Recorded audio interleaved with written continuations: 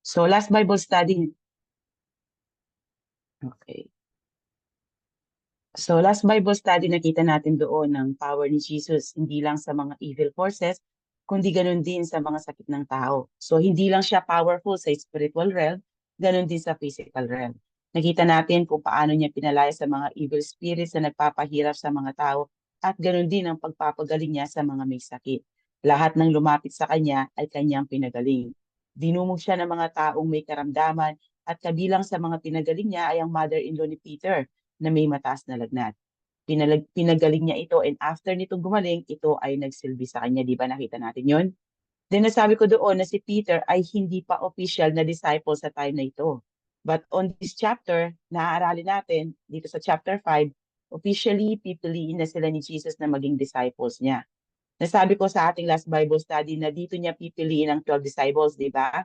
So nagkamali ako doon. Dahil hindi pala 12 ang pinili niya dito, kundi sina Peter, James, John pa lang ang kinomisyon niya dito. Pero sa Book of Matthew, chapter 4, verses 18 to 22, at sa Mark 1, verses 16 to 20, makikita na kasama na din si Andrew sa unang tinawag ng Panginoon para maging disciples niya. So bali, 4 sila, okay? Pero dito sa aaralin natin, hindi niyo mababasa yung pangalan ni Andrew. So simulan na natin. Dito tayo sa Luke 5, verses 1 to 11. So now Jesus was standing by the lake of Gennesaret, and the crowd was pressing around him to hear the word of God. He saw 2 boats by the lake, but the fishermen had gotten out of them and were washing their nets. He got into one of the boats, which was Simon's, and asked him to put out a little way from the shore. Then Jesus sat down and taught the crowds from the boat. Sa pagsasabi ni Luke dito na now, ibig sabihin, hindi tiyak kung gaano katagal ang time na lumipas between this event at yung event na inaral natin sa last Bible study natin. Yun yung sa chapter 4, verses 38 to 44. So ang malinaw lang, nasa Galilee pa din si Jesus Christ dito, and Jesus was standing by the lake of Gennesaret. The lake of Gennesaret is the Sea of Galilee. At ang Sea of Galilee ay hindi talaga siya lake, okay? Hindi talaga siya sea, kundi siya ay lake. So, andito ngayon si Jesus sa edge ng shoreline ng Sea of Galilee at ang sabi dito, and the crowd was pressing around him. So, sa pagsasabing the crowds was pressing around him, sa original words, ang ibig sabihin nito, they have surrounded Jesus. Ibig sabihin sa Tagalog, dinudumog siya ng mga tao. Nakita natin sa verses 40 to 41 ng chapter 4, after Sabbath day, nagpagaling siya ng maraming may sakit at nagpalayas ng mga demonyo, which resulted in large crowds following him. So ang mga ginawa niya sa previous chapter, ang dahilan kung bakit madaming sumusunod na tao ngayon sa kanya dito sa inaaral natin. Ang sabi ng Jewish historian na si Josephus, around 3 million ang population na mayroon sa Galilee by this time, okay? Ibig sabihin, sobrang daming tao ang sumusunod kay Jesus Christ dito. Sa time ni Jesus na hindi pa nag-exist ang social media, madaming nahahatak na crowds ang mga magagaling na public speakers at obviously, walang makakapantay sa galing ni Jesus Christ pagdating sa pag-preach. Bukod doon, gumagawa din kasi siya ng mga milagro, kaya naman talagang sinusundan siya ng mga tao saan man siya magpunta. Kahit sa time natin ngayon, dinudumog ng mga tao, mga faith healers or magicians. Kaya naman hindi nakakapagtaka kung maraming tao ang sumusunod kay Jesus Christ dito. Hindi lang para sa milagro, but also because they want to hear the word of God. So gustong ipakita sa atin ni Luke dito kung ano ang mas mahalaga sa ministry ni Jesus Christ. It's not healing and it's not casting out demons. Secondary lang ang mga yon. Ang primary ministry sa buhay ni Jesus Christ bago ang cross is the ministry of the Word of God. Bakit? Because no one can be saved apart from the Word of God. Tulad ng sinasabi sa Romans 10:17, so faith comes from hearing. That is hearing the good news about Christ. At hindi natatapos ang kahalagaan ng salita ng Diyos sa buhay ng isang tao kapag naging Kristiyano na ito. Lalo natin itong kailangan dahil dito tayo didepende sa pang-araw-araw nating pamumuhay. Ito ang babago sa atin para maging Christ-like ang character natin. For no one can be sanctified apart from the Word of God. No one can be strengthened apart from the Word of God. The Word of God is important as food and water to the body. Para siyang engine ng sasakyan. Para din siyang steering wheel na nag-guide dito. At para din siyang gas sa tank nito. So basically, hindi gagana ang sasakyan kung wala ang mga ito. Ganoon ang salita ng Diyos sa buhay ng tao. Dahil ang salita ng Diyos ang nag-guide sa atin para sa ating pang-araw-araw na pamumuhay. Ito ang nagbibigay lakas sa atin, especially in times na tayo ay may pinagdadaanan. We cannot live a victorious Christian life kung hindi tayo anchored sa salita ng Panginoon. Kaya hindi natatapos ang pag-aaral natin ng Bible kapag tayo ay naging born-again Christian na. Kundi dapat mas i-desire natin na malaman at matutunan ng salita ng Diyos para makapamuhay tayo ng pleasing kay God. So nakuha ni Jesus ang atensyon ng mga tao dahil sa mga milagrong ginagawa niya at sa pangangaral niya ng salita ng Diyos. Yung pagtuturo at pag-preach ni Jesus ay iba sa mga guro o rabbi sa time nila na ito, kung saan nagko-quote pa sila ng iba't ibang mga kilalang rabbis para lang magkaroon ng authority ang kanilang message. Tulad ng nasabi ko dati, iba si Jesus Christ dahil siya ay God in human flesh.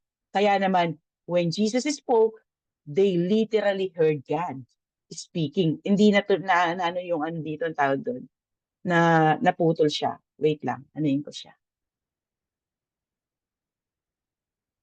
Kasi may ano yun, hindi nakuha yung sa speaking. So para buo siya sa ating recording. Okay.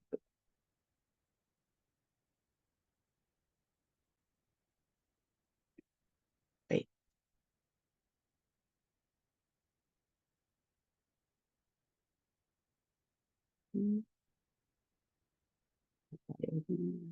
Ito na naman siya.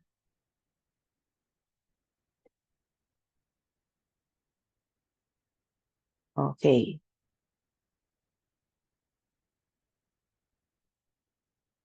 So, yan. So, when Jesus spoke, they literally heard God speaking. So, dahil God siya, kaya He spoke with authority and power na nagpapaamis sa mga taong nakakapakinig sa Kanya tulad ng sinasabi sa Matthew 7:29. And the subject of His message was the good news of salvation, the truth about entering the kingdom of God. It was the good news of forgiveness, salvation, and eternal life. So habang nagsisiksikan at marahil nagtutulakan ng mga tao para makalapit kay Jesus Christ, Jesus saw two boats by the lake. Itong two boats na ito ay mga fishing boats na ginagamit sa pangingisda. Mas malaki sila kumpara sa pangkaraniwang mga bangka o yung mga rowboats dahil ginagamit nga ang mga ito sa kanilang panghanap buhay na pangingisda. At marahil anchored ang mga ito sa shore as the fishermen had gotten out of them and were washing their nets. So yung mga fishermen na may-ari ng mga bangka na ito ay nililinis at inaayos ang mga gamit nilang mga nets or lambat in preparation for the next night's fishing. Pero this time, hindi nila kailangan ayusin ang mga ito dahil makikita sa verse 5 na wala silang nahuli sa buong gabing pangingisda nila. So karaniwang ginagawa ang pangingisda sa gabi dahil sa gabi or madaling araw, lumalabas ang mga isda at sa araw naman dahil sa init, nagtatago ang mga ito.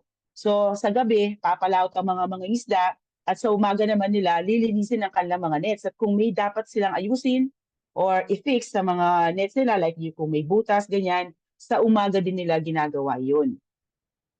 Dahil nagsisiksikan ng mga tao at marahil napupusnad nila si Christ sa tubig, kaya para magkaroon ng space between himself and the crowd, Jesus got into one of the boats. So this boat is going to serve as a floating pulpit. Gagamitin ni Jesus na platform ito to address this swelling crowd. Kailangan niya mag-step back ng konti in order to address everyone. Kung nasa boat kasi siya, mas magiging klaro at malakas ang dating ng boses niya. Kaya mas marinig siya ng mga tao na nandito sa shore. And so he got into one of the boats, which was Simon's. So yung pagsakay ni Jesus Christ sa boat ni Simon ay hindi nagkataon lang. But Jesus did this on purpose. Tandaan natin ito, walang aksidente sa Panginoon. Walang nagkataon lang sa Diyos. Lahat ng ginagawa niya ay may purpose at intentional. As Jesus steps into Simon's boat, he's stepping more closely into Simon's life.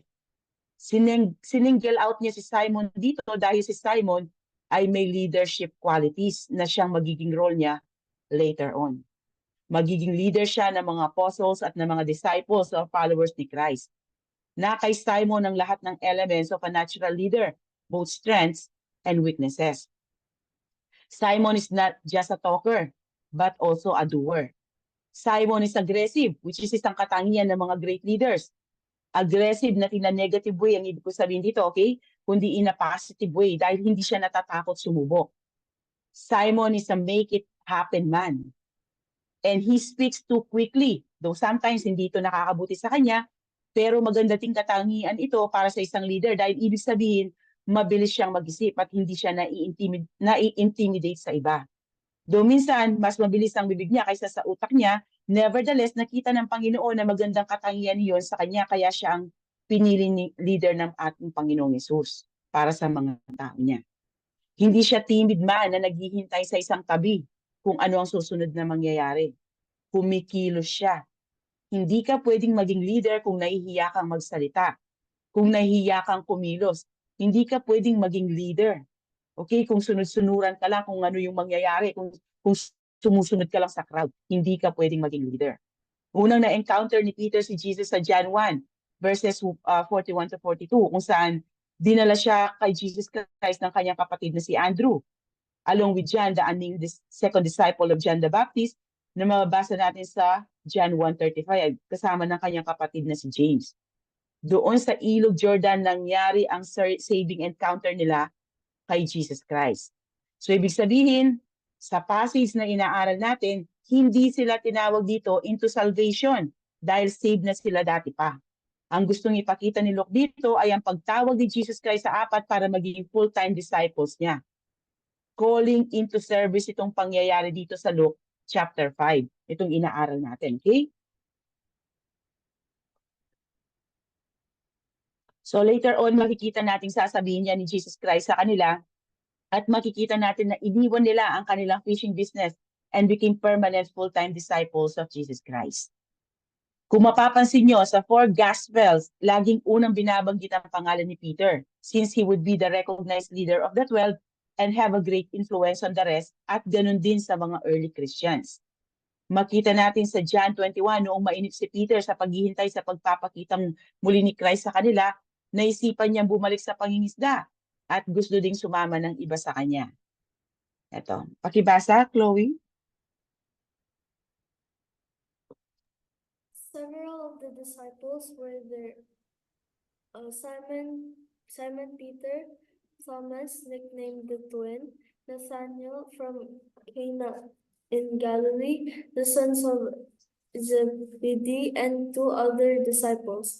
Simon Peter said, "I'm going fishing."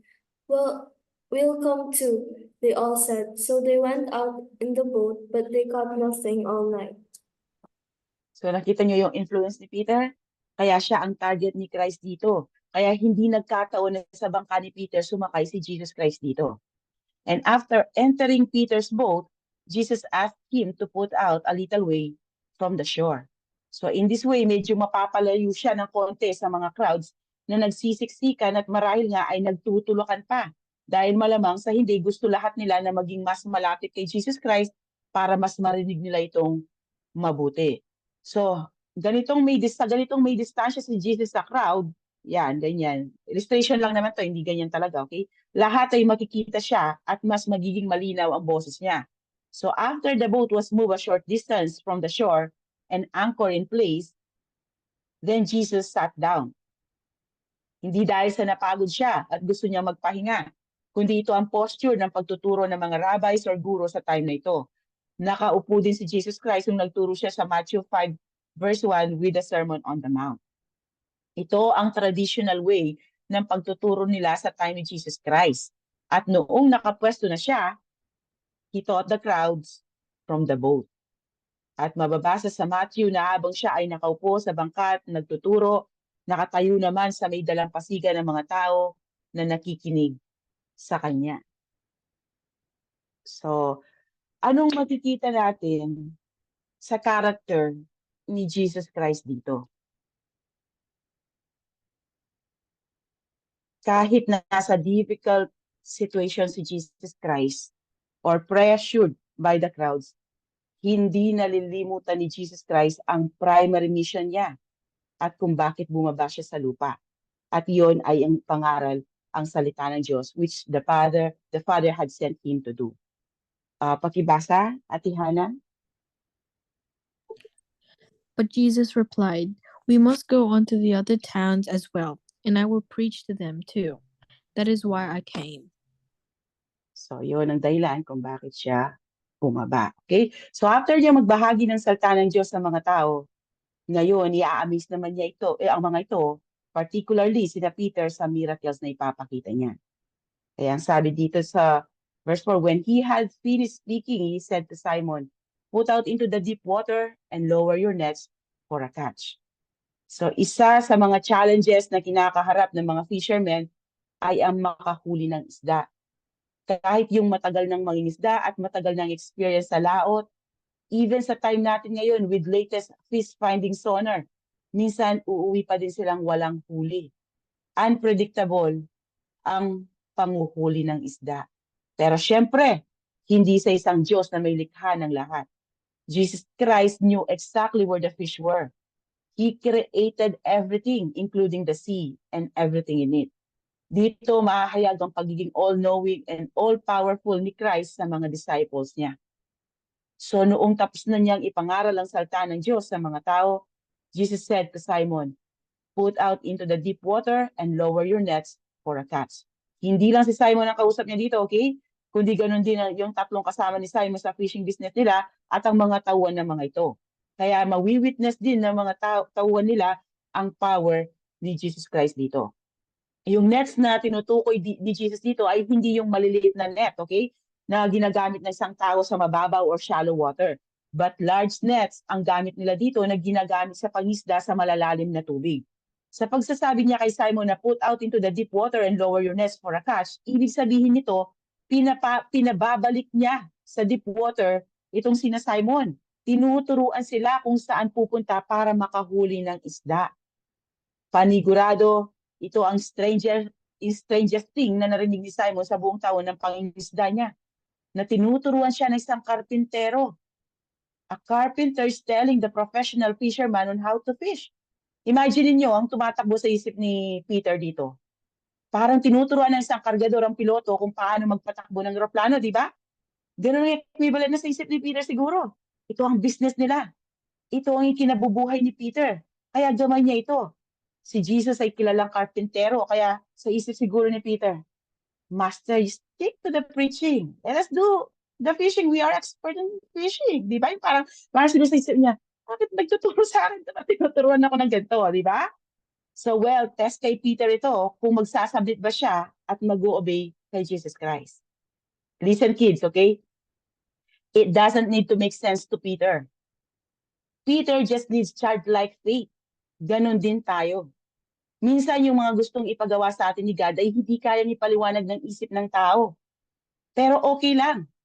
Ang kailangan mo lang namang gawin ay sumunod at makikita mo kung paano kikilos ang Panginoon sa buhay mo kapag sumunod ka sa ipinapagawa niya. And as usual kay Peter, he answered.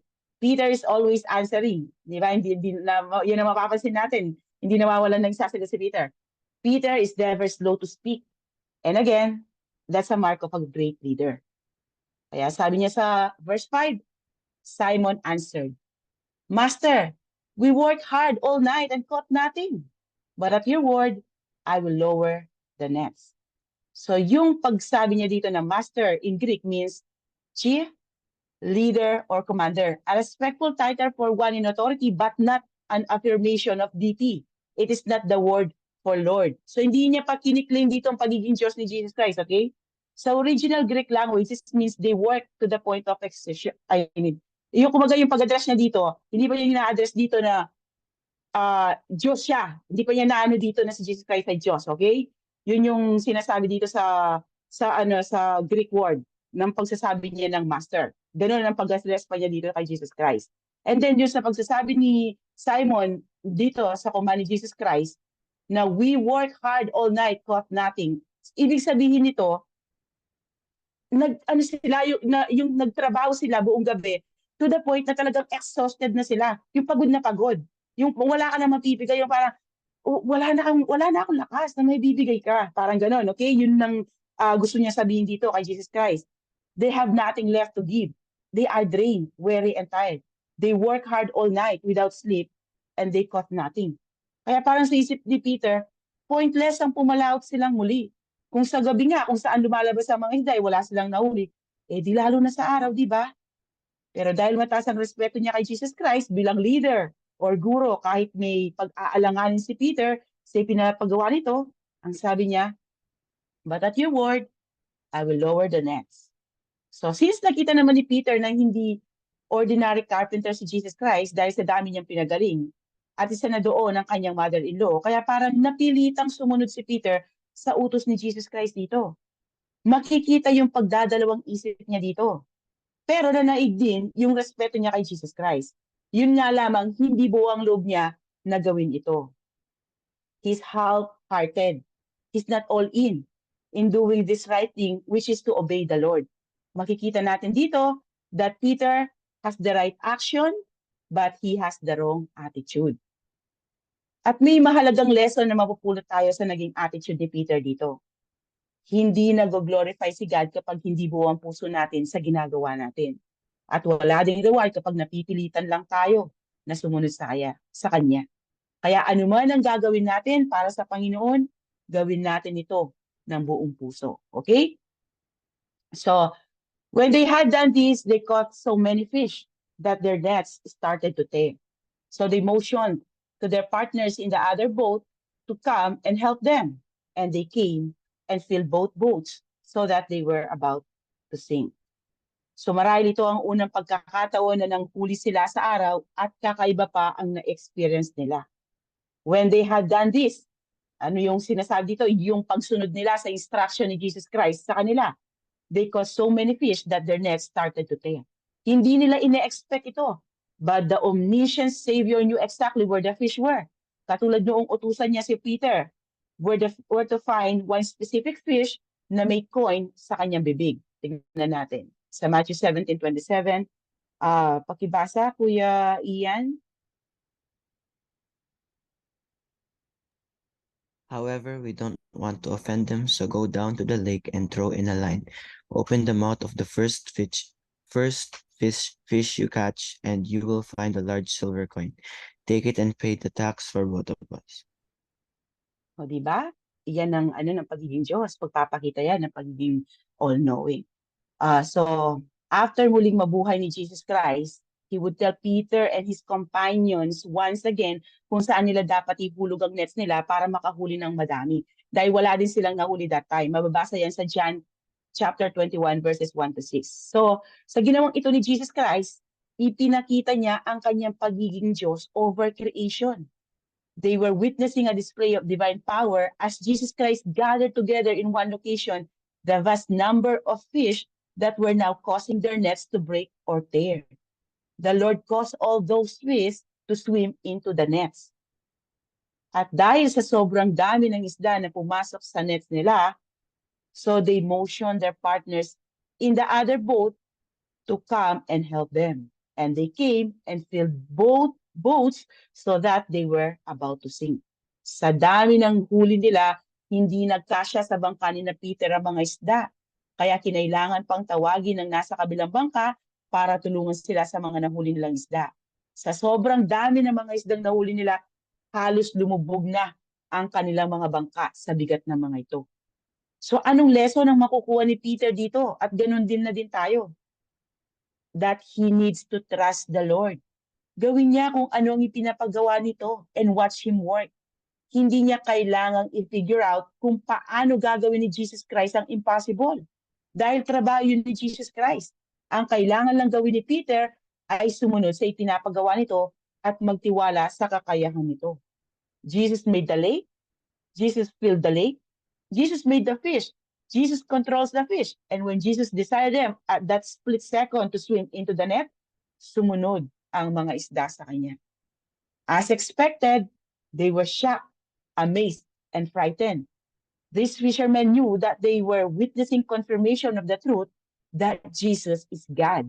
Alam nila sa Old Testament that God not only created the world, but also controls it. Tingnan natin ang naging reaction ni Peter sa pangyayaring ito. Sabi dito sa verse 8, but when Simon Peter saw it, he fell down at Jesus' knees, saying, "Go away from me, Lord, for I am a sinful man." Dahil sa nasaksiyan ni Simon Peter na evidence sa pagiging Diyos ni Jesus Christ, he was overwhelmed with the realization that he was face to face with the Holy God. Naging fully aware si Peter sa pagiging Diyos ni Jesus at sa kanya ding pagiging makasalanan. Kung nakita niya kung nasaan ang mga isda, siguradong nakikita din niya ang laman ng kanyang puso. Peter felt exposed. Kaya immediately, he fell down at Jesus' knees saying, "Go away from me, Lord, for I am a sinful man." So hindi na ang respectful term na master na ginamit niya sa verse 5, ang ginamit niya dito, kundi Lord in Greek is Kyrios, which he means God. Okay? In-address niya si Jesus dito na God. So dito in-acknowledge na niya ang pagiging Diyos ni Jesus Christ. Hindi lang ito master or leader sa buhay niya, kundi Diyos na ito sa buhay niya. Kapag naging fully aware ka kung sino ba si Jesus Christ sa buhay mo, dun ka magiging fully aware kung sino ka at kung gaano ka makasalanan. You cannot have the knowledge of self until you first have the knowledge of God. Hanggat hindi nangyayari yun, mananatili lang leader or master si Jesus sa buhay mo, pero hindi Diyos ng buhay mo. At iisipin mo, you are good enough kasi hindi ka naman gumagawa ng mga heinous crimes. Pero kapag naging closer ka kay Jesus Christ at nahayag ang pagiging Diyos niya sa'yo, magiging aware ka na hindi ka pala tulad ng inaakala mo. Magiging aware ka of your own imperfections and your own sins. Opposite naman kapag malayo ka sa Diyos. Kapag malayo ka sa Diyos, malayo ka sa liwanag, kaya hindi nahahayag ang mga kasalanan mo. Kaya hindi ka masyadong aware sa pamumuhay mong makasalanan dahil malayo ka sa liwanag. Pero kapag malapit ka sa Diyos na nagbibigay ng liwanag sa buhay ng tao, nagkakaroon ka ng self-awareness sa mga ginagawa mong hindi nakakalugod sa Diyos dahil mas sensitive ang tao sa kanyang mga kasalanan kapag malapit siya sa liwanag. At ang liwanag ay si Jesus Christ. Yan ang sinasabi sa Bible, di ba? So anong specific sin na sinasabi ni Peter dito kay Jesus Christ? Though hindi explicitly sinabi kung ano ang kasalanan na naisip ni Peter dito na nagawa niya, but we can imply na ang sin na nakita ni Peter na nagawa niya sa Panginoong Yesus was having too high view of himself. Di ba? Yung parang ang taas ng tingin niya sa sarili niya, doon sa verse 5.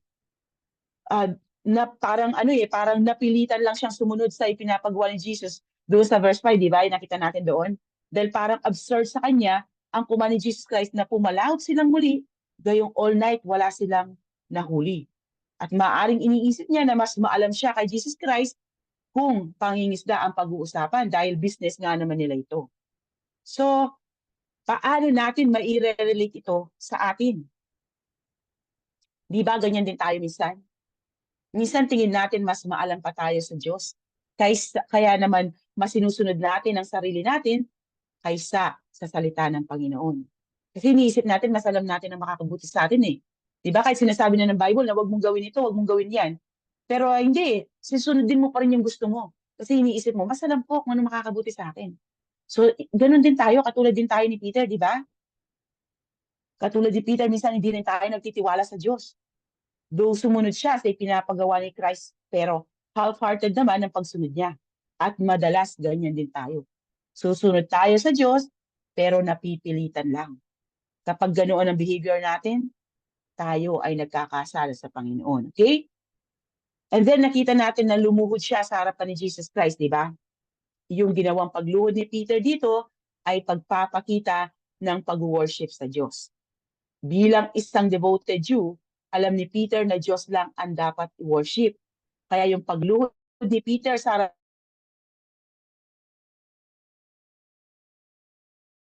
ng pag-worship sa niluluhuran mo. And after nasaksihan ni Peter ang lahat ng ginawa ni Jesus Christ, he recognized his sinfulness. Kaya nasabi niyang, "Go away from me, Lord, for I am a sinful man." Hindi ibig sabihin nito, ayaw niya si Jesus Christ sa buhay niya. Ang gustong sabihin ni Peter dito, he can't bear to be that close to the Holy God, si Jesus Christ. Hiyang-hiya siya na mapalapit sa isang banal na Diyos. Yung attitude ni Peter dito ay katulad ng repentant tax collector. Dahil sa tingin niya, siya ay sobrang makasalanan, kaya hindi siya makatingin sa langit and he was beating his chest and saying, God, be merciful to me, the sinner. Di ba na napag-aralan natin dati yan? So, ganoon ang pakiramdam ni Peter dito. Hindi siya makatagal sa moral perfection ni God. Parang sinasabi ni Peter dito, Lord, you are too holy, I am too sinful. Ni-recognize niya na hindi siya karapat-dapat sa atensyon na ibinibigay ng Panginoon sa kanya. Isang magandang attitude na dapat tularan nating lahat. Kapag nakagawa tayo ng kasalanan, i-recognize natin ito because it is a necessary first step para mabago tayo ng Panginoon. Para ma-overcome natin ang kasalanan na iyon, dapat i-recognize natin ito. Walang acceptance and repentance sa ating pagkakamali, walang pagbabago. Okay? We need to be exposed. We need to be convicted of our sins so that we can confess it. Kailangan i-expose natin ang mga extra baggages sa Christian life natin na nagpapabagal sa ating paglago, sa ating spiritual growth, tulad ng sinasabi sa Hebrews 12 verse 1. Pagibasa, Kuya Gab. Therefore, since we are surrounded by such a huge crowd of witnesses to the life of faith, let us strip off every weight that slows us down, especially the sin that so easily trips us up, and let us run with endurance the race God has set before us. Kaya kung may unconfessed sin kayo sa Panginoong Jesus, it's about time to lay them on the feet of Jesus para maging magaan ang Christian journey nyo. Okay? So then, next verse, makikita natin ang naging effect ng ginawa ni Jesus Christ kay Peter at sa mga kasama niya. Sabi dito, for Peter and all who were with him were astonished at the catch of fish that they had taken. And so were James and John, Zebedee's sons, who were Simon's business partners. Then Jesus said to Simon, do not be afraid. From now on, you will be catching people. So, hindi lang si Peter ang na-amaze sa dami ng isdang nahuli nila, ganon din ang mga kasama nito sa bangka at ang mga tao na nasa kabilang bangka, na sina James and John, Zebedee's sons, who were Simon's business partners. Luke specifically names James and John dito. Itong tatlo na ito, si Peter, James, and John, would form the inner core group of the apostles. Ito rin ang magiging small circle ni Jesus na makikita natin sa mga susunod na pag-aaral. Sa kanila, ipinakita ni Christ ang kanyang glory kung saan nagbago siya ng anyo sa harapan nila, kung saan inalis niya ang human flesh para malantad sa kanila ang pagiging Diyos niya. Basahin natin. Ito. Makakabasa ba si Ate Rain?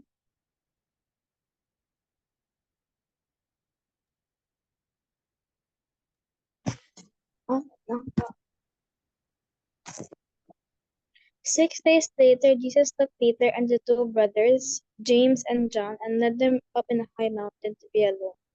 As the men watched, Jesus' appearance was transformed so that his face shone like the sun and his clothes became white as light.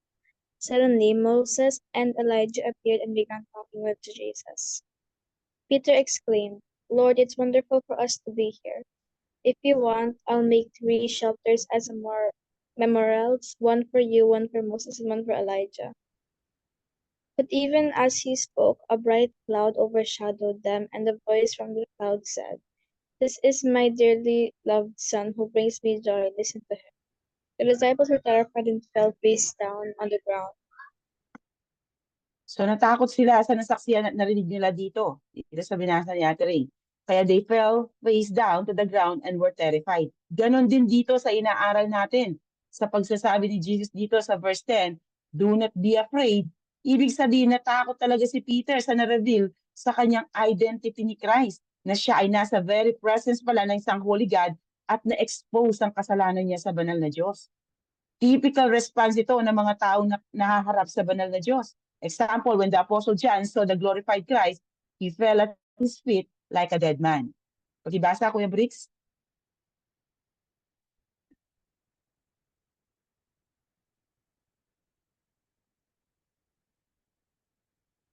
Nandiyan ba si Kuya Bricks?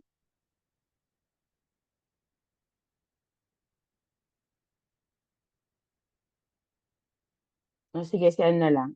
Si Ate Hana. When I saw him, I fell at his feet as if I were dead. But he laid his right hand on me and said, "Don't be afraid. I am the first and the last."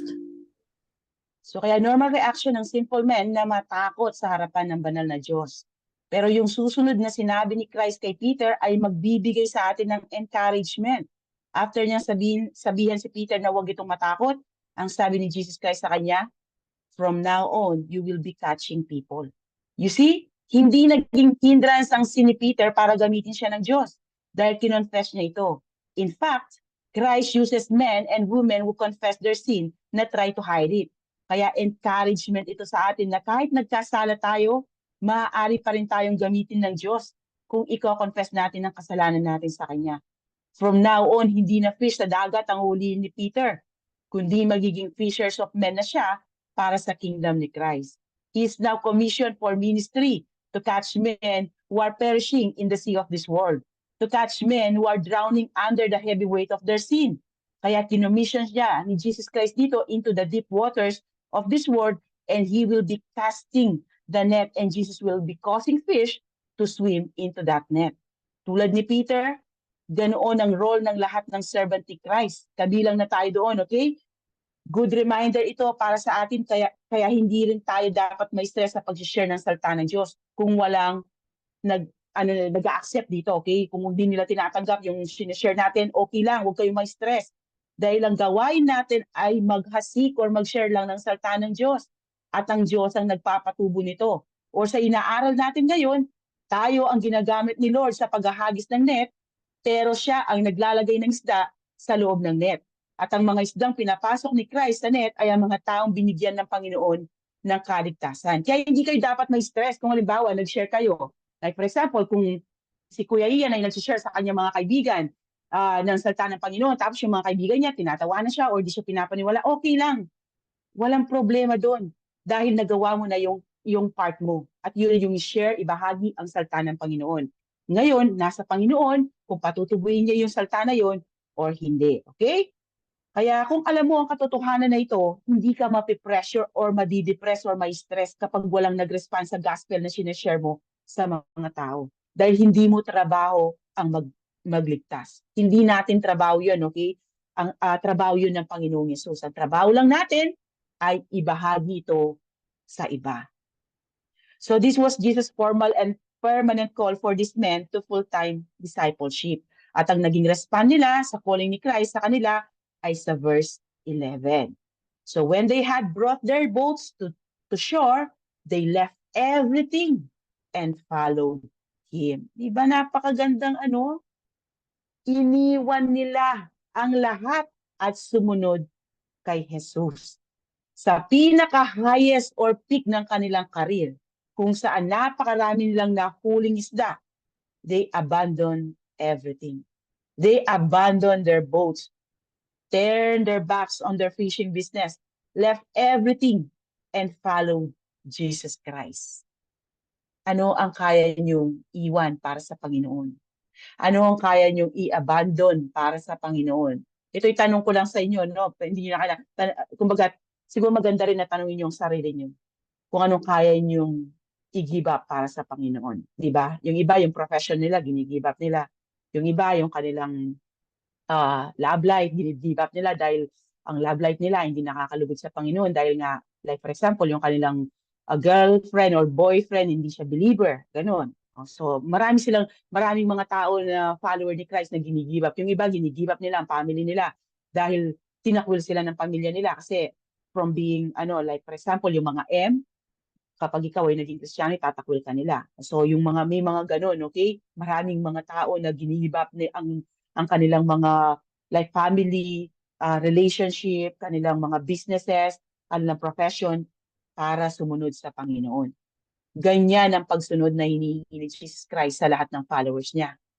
Yan ay mababasa natin sa Luke 9, verses 23 to 25. Pakibasa, Ate Chloe. Then he said to the crowd, "If any of you wants to be my follower, you must give up your own way, take up your cross daily, and follow me. If you try to hang on to your life, you will lose it. But if you give up your life for my sake, you will save it. And what do you benefit if you gain the whole world but are yourself lost or destroyed?" Sa pag-follow kay Christ, hindi lang certain part ng buhay nyo ang isusurrender nyo sa Kanya. Listen carefully, okay? Kundi buong area ng buhay nyo dapat isurrender nyo sa Kanya. As in everything.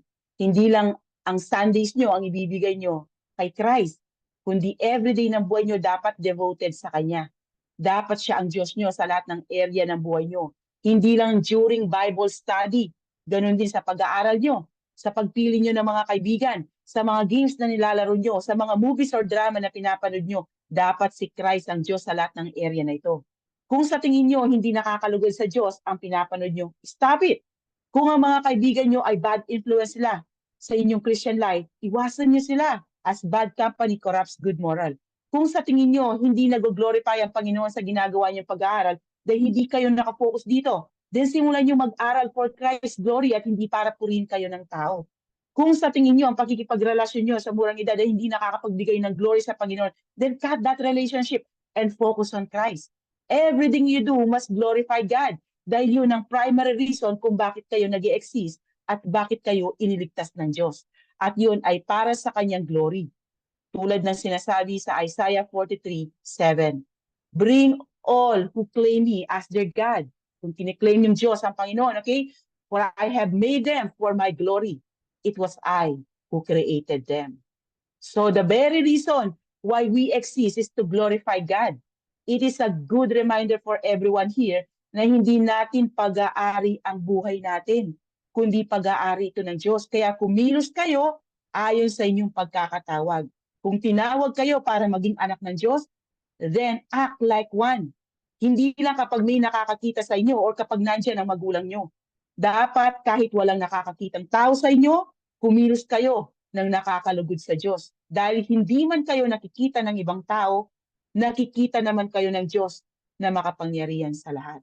Ang sabi nga ni Louis Perry Chafer, it may be. Wait lang, nasa na ba? Yan. Wait. Nag-stop yung aking ano yata. Sorry. Ang sabi niya, it may be a secret sin on earth, but it is open scandal in heaven. Yun ang sinabi ni Louis Perry Chafer. So, walang sikreto sa Panginoon. Nakikita niya ang lahat. Okay? So, dito muna nagtatapos ang lesson natin for today. To God be the glory and God bless everyone. Okay.